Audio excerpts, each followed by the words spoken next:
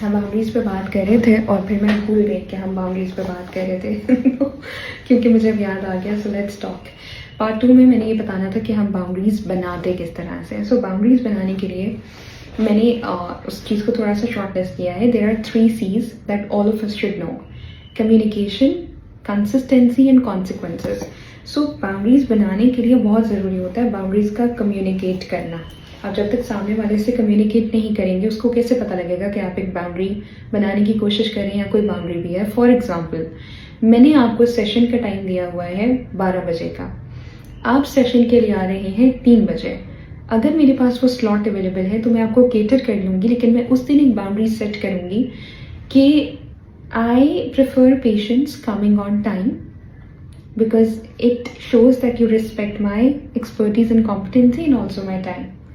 So next time, please be very careful about it. Simple. मैंने communicate कर दी अपनी boundary. Now comes point number 2, which is consistency. अगली दफ़ा अगर आप दोबारा 3 बजे आ रहे हैं तो फिर मैं अपनी बाउंड्री पे कंसिस्टेंट रहूँगी और मैं आपको रिफ्यूज़ कर दूँगी कि मेरे पास वक्त नहीं है या मैं आपको अभी केटर नहीं कर सकती।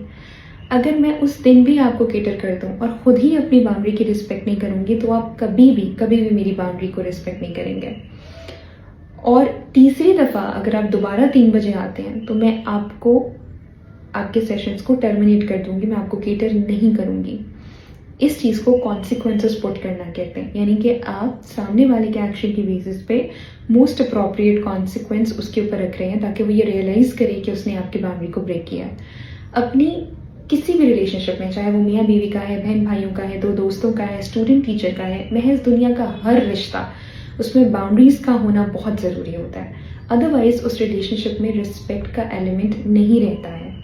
So communication, consistency and consequences. There are any questions that you would want to ask about creating boundaries? I try to put it forward in as simple terms as I can. मैं जितनी आसानी से बता सकती थी मैंने उसे बताने की कोशिश की है। फिर भी अगर आप लोगों के कुछ सवाल हैं तो कमेंट कर दीजिएगा, मैं इंशाल्लाह एक और वीडियो बना के उनको क्लियर कर दूँगी। Thank you.